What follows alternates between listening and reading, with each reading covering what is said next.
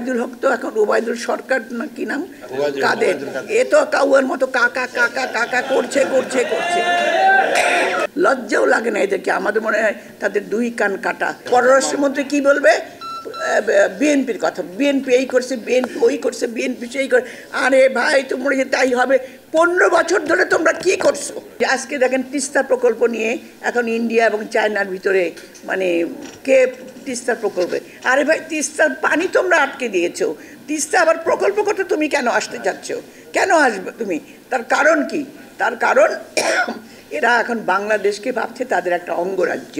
এবং আমাদের হাসিনা দেখেন না, 3 দিন আগে গিয়ে তার শপথ অনুষ্ঠানে গিয়ে বসে রয়েছে মোদী সহ। কারণ তারা খুব চমৎকার একটা সম্পর্ক, যেটা আমি বলতে চাই না, এমন সম্পর্ক যে সম্পর্কের জন্য আমার যা কিছু, আজকেও তো মারা গেছে আমার সীমান্তে মারা গেলে কথা বলে না। কি ব্যাপার?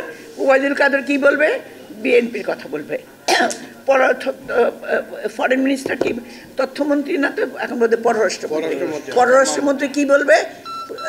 বিএনপির কথা, বিএনপি এই করছে, বিএনপি ওই করছে, বিএনপি সেই করে। আরে ভাই, তোমরা যে তাই হবে, 15 বছর ধরে তোমরা কি করছো? তোমাদের একই কথা, একই তোমাদের দিনকে দিন বয়ে চলছে, একই কথা বলছে, একই গাউনি। আপনারা দেখবেন অতদিনের মধ্যে মূল্যস্ফীতি কমবে।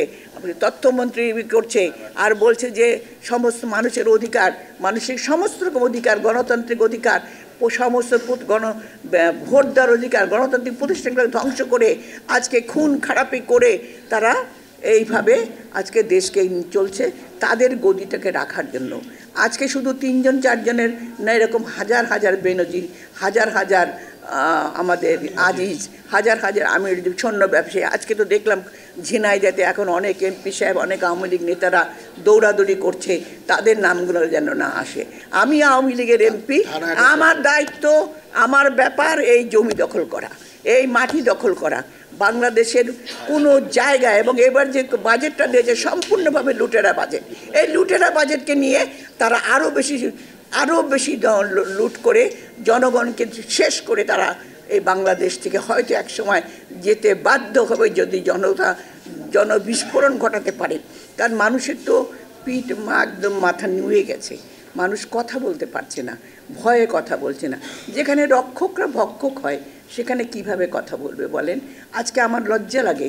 সেনাবাহিনী নিজেদের তো উচিত, তাদের যে নৈতিকতা, তাদের যে সততা, যে আদর্শে তারা যে বাংলাদেশের যে সেনাবাহিনীতে তারা এসেছেন, সেই তাদেরই উচিত প্রতিবাদ করা। এদেরকে শাস্তি দিতে হবে, এদেরকে গ্রেপ্তার করতে হবে। এরা কিন্তু না, তারা কেউ কথা বলবে না। তারা ওই এক বিবেকের সঙ্গে সুর মিলাচ্ছে। কিছু কিছু বুদ্ধিজীবী আছে যারা ওই একই কথা বলে চলছে, একই গাউনি গেয়ে চলছে। কিছু লজ্জাও লাগে না এদেরকে। আমাদের মনে হয় তাদের দুই কান কাটা। আর ওবায়দুল হক তো এখন ওবায়দুল সরকার না কি নাম কাদের, এ তো কাউয়ের মতো কাকা কাকা কাকা করছে করছে করছে। কাজে আমি বলবো ভাই বোনেরা, আমি খুব বেশি বক্তব্য রাখবো না, কারণ এই যে অবদান মৎস্য খাতে, জৈব বৈচিত্র্য, এবং যেইভাবে তিনি দেখেন আমাদের চাল রপ্তানি করেছিলেন, আমাদের চিনি রপ্তানি করেছিলেন, যেইভাবে একটা ধ্বংসপ্রায় গর্তের মধ্যে ফেলে দেওয়া একটা দেশকে শহীদ প্রেসিডেন্ট জিয়াউর রহমান যেভাবে টেনে তুলেছিলেন মাত্র 3.5 বছরের মধ্যে, এটা কিন্তু একটা বিরাট ব্যাপার। একজনের সততা, নৈতিকতা, দূরদৃষ্টতা, দেশপ্রেম, সেই পারে একমাত্র বাংলাদেশকে তুলে ধরতে।